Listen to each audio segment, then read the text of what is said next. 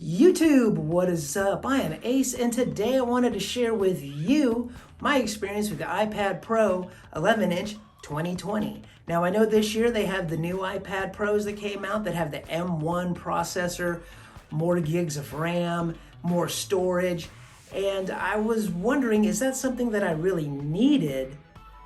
I took some advice, saved myself $150, and bought a pencil with my savings. Was it worth it? Let's find out. When I bought the iPad Pro 2020 11-inch, I was pretty excited.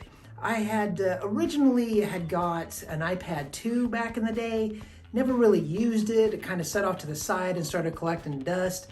However, things have changed and I started this little YouTube channel.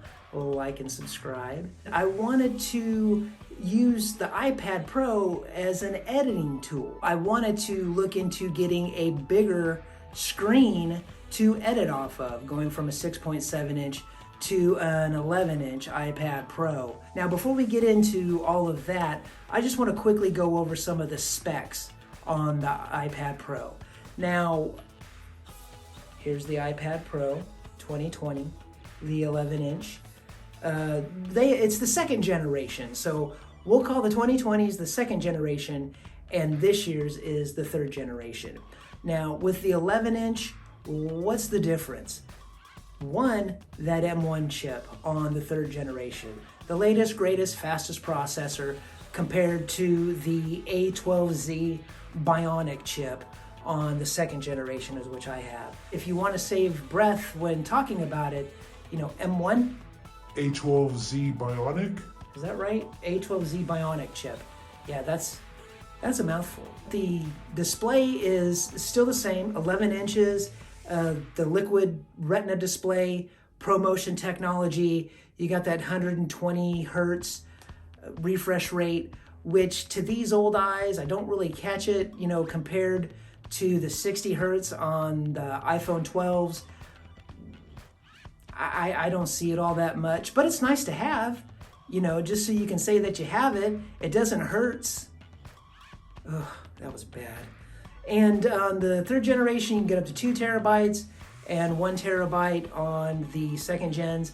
And also too, the gigabytes, you can, on this one, I believe is 6 gigs of RAM, and the newer ones have 8 to 12 gigs of RAM.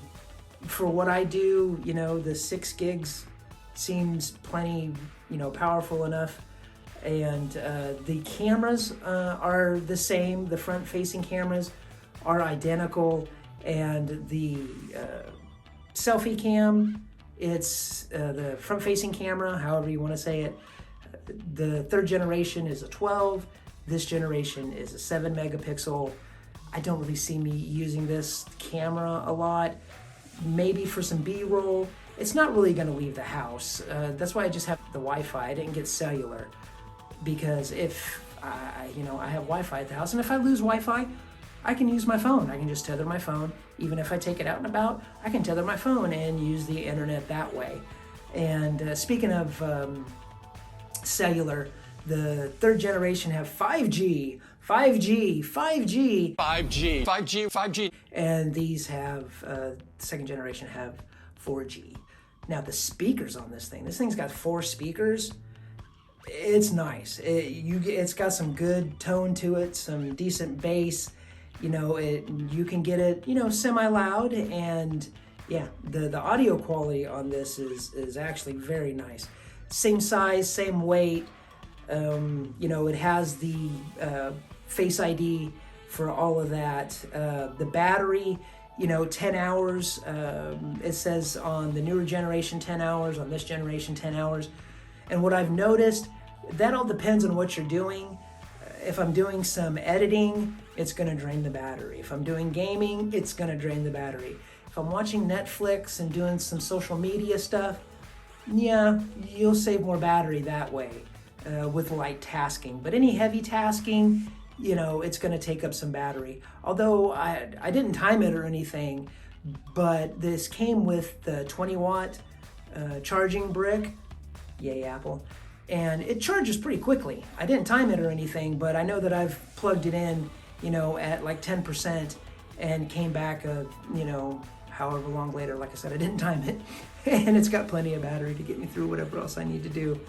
Woo, right? That's why you sub, because of all the information is crazy with this guy. When I was originally looking into getting an iPad, I was talking with a creator, Travis MCP. I'm going to leave a link to his channel down below. He does some really great series on stuff. He talks Apple, he talks Android. He has a whole series on Amazon Renewed. If you don't know what Amazon Renewed is, check out his channel. He's got a lot of good information on there. So in talking with Travis a little bit, he, knows the situation with editing and all that kind of stuff, because he does all that kind of stuff on his iPad as well. So I had asked him, do you think I need the M1, or do you think I should save me a couple of bucks and get the second gen? And he recommended that I save a couple of bucks and get the second gen, because we don't necessarily know exactly how much power this M1 thing is going to have. I was listening to a podcast that John Prosser was doing, Genius Bar, which is another great podcast. I like listening to it, techie, geeky stuff. I'll leave a link for that one too, if you want to check it out. John was talking about, he had a thought that maybe the M1s, that's, it is more of, the next couple of years, the higher memory and, the faster processor. You don't want to roll out a whole new iPad OS that can only be used by, a fraction of the iPads that are out there. You got to start building a line over the next couple of years, and the more hands they get into it, then you release your iPad OS that, covers everything. And it seemed pretty smart. And the editing, going from iMovie's great, but it's very simplistic. And LumaFusion, that is a whole nother set of editing tools. They have got just about anything that you can think of. The layering of stuff that you can do. It's going to take some time for your boy to figure out LumaFusion. But hopefully, once I get that figured out, I can really start doing some really cool editing stuff, to be just a little bit more entertaining than what I am now. But I don't know, I'm kind of entertaining a little bit, I think, sorta. Working with editing on the iPad it's great. It's so much real estate, like I said, going from 6.7 inches to 11 inches. When I'm editing, I really like using the Apple Pencil. It's a great tool for going through and sizing up clips or cutting clips. And then, if I think of something to add, I can just quickly, swipe over to notes, and, the little scribble on the pencil is pretty cool. It understands my chicken scratch for the most part. Then, writing something out, if two words are combined that you're wanting to split, you just do a little line and it separates it. Or if you want to combine a word or letters or whatever, do a line in between the space and it, condenses the word. And if it doesn't translate well, you just scratch it to erase it. It's a neat little pencil. Not sure if it's $150 worth of neat, but bruh, it's a cool little pencil. Getting into gaming on the iPad Pro, that's been a lot of fun. Actually, it's become kind of let me give you a little life hack here. If you like to play, let's say, I don't know, Call of Duty. You play Call of Duty on the 11-inch iPad Pro and connect it with a PlayStation controller or an Xbox controller. That's darn near God tier. It really doesn't seem fair. It almost seems like you're cheating, but you're really not cheating because it's allowed to pair your gaming controller. Yeah, I gotta say, I've had a lot of fun playing Call of Duty because it makes me feel like I'm really good than when I actually play Call of Duty on my PlayStation and I suck. I just suck. Now, watching content on the iPad Pro is pretty cool. Watching YouTube or Netflix or anything like that, it's a great screen, 600 nits of brightness, the color saturations are all there, it all looks good. And of course, another good thing is the ecosystem. I have my AirPods Pro, and I can go from my iPhone right to the iPad, and it switches my headphones automatically. It's like magic. It's Apple magic when it works. Or sometimes it doesn't work. And I do like how you can go into the options and turn that off, because there are times that I might be on Clubhouse listening to a chat and want to do some editing on my iPad, switching back and forth, with the audio. Select, just off a last device type thing, which is kind of cool. Another thing that I wish I could do with my iPad that I don't quite understand, maybe I'm not looking at it right, maybe I'm not Googling it correctly.